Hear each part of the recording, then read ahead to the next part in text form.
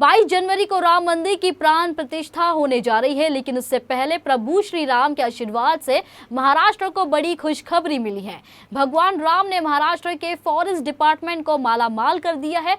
दरअसल राम मंदिर के लिए चंद्रपुर से सागवान की लकड़ियां गई है, जिससे महाराष्ट्र के forest department corporation of Maharashtra को तगड़ा मुनाफा हुआ है। महाराष्ट्र के वन मंत्री सुधीर मुनगंटीवार ने जानकारी देते हुए कहा कि प्रभु राम के आशीर्वाद से इस साल वन विभाग के एफडीसीएम ने रिकॉर्ड मुनाफा कमाया और सरकार को पहले से भी ज्यादा dividend forest department corporation of Maharashtra ने दिया है। उन्होंने कहा कि यह हमारे लिए गर्व की बात है कि अयोध्या में जितने दरवाजे या लकड़ी का काम हो रहा है वे विदर्भ की भूमि की लकड़ी से हो रहा है कि वन विभाग के माध्यम से लकड़ियाँ नहीं एफडीसीएम के माध्यम से भेजी और प्रभु राम जी के आशीर्वाद से एफडीसीएम ने इस साल रिकॉर्ड ब्रेक मुनाफा कमाया और इस साल सरकार को भी हम इसके पहले जितना डिविडेंड महाराष्ट्र सरकार को एफडीसीएम ने दिया है उससे कई ज़्यादा एफडीसीएम डिविडेंड ये महाराष्ट्र सरकार को आदरणीय मुख्यमंत्री को हम आने वाले दिनों में देने वाले हैं। हमें ये अभिमान की बात है कि हमने वहाँ पे से अपना कास्ट भेजा है और वहाँ जितने दरवाजे या लकड़ी का काम हो रहा है वो हमारे विदर्भ के महाराष्ट्र की इस वीर भूमि के लकड़ी से हो रहा है और इसी को आगे बढ़ाते हुए ये हमारा 22 का संबंध है। तो 20 तारीख को हम चंद्रपुर में सियावर रामचंद्र की जय इस नाम से एक विश्व रिकॉर्ड कर रहे हैं, जिसके लिए गिनीज रिकॉर्ड बुक से बात हुई। उनकी टीम लंदन से आने वाली है और हमने तय किया जहाँ से हमारी कास्ट गया है वहाँ गिनीज रिकॉर्ड बुक भी बने और हम समझते हैं कि देश का प्रभु राम के मंदिर से जुड़ा हुआ ये पहला रिकॉर्ड बनेगा।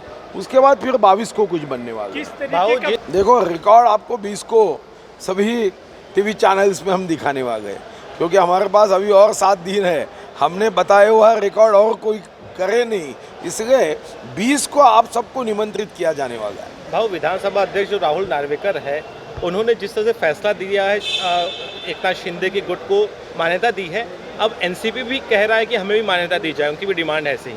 नहीं, ठीक है, हर कोई अपना निवेदन पेशकश कर सकता है, केस सामने रख सकता है और न्यायपूर्ण निर्णय होगा, तर्कसंगत निर्णय होगा, संविधान के चौकट में न्याय दिया जाएगा। देखो सब लोग सीट मांग सकते हैं, इसलिए कोई आपत्ति नहीं। बंटवारा करते समय कोई तर्कसंगत आधार पर बंटवारा किया जाएगा, मांगने में तो कोई दिक्कत किसी को नहीं है। ऐसी कई जगह है जहाँ भाजपा के भी कार्यकर्ता मांग रहे, मगर तर्कसंगत करके हमें आगे जाना होगा। ये होंगे ना सनातनी, निमंत्रण ठुकराना इसका अर्थ वो सनातनी नहीं है ऐसा थोड़ी होता।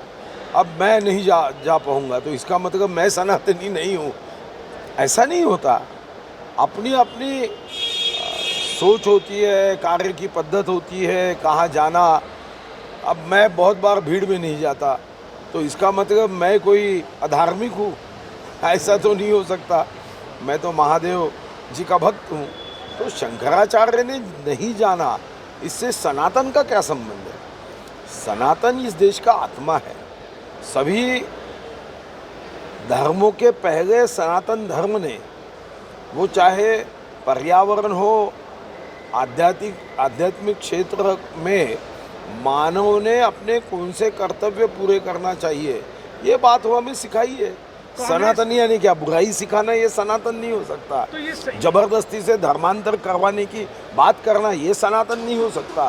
किसी का बुरा सोचना, ये सनातन नहीं हो सकता। सनातन का अर्थ है कि हमारी परंपरा ये बहुत ही अच्छी रही है, बहुत लोगों ने उसमें अच्छाई डाली है।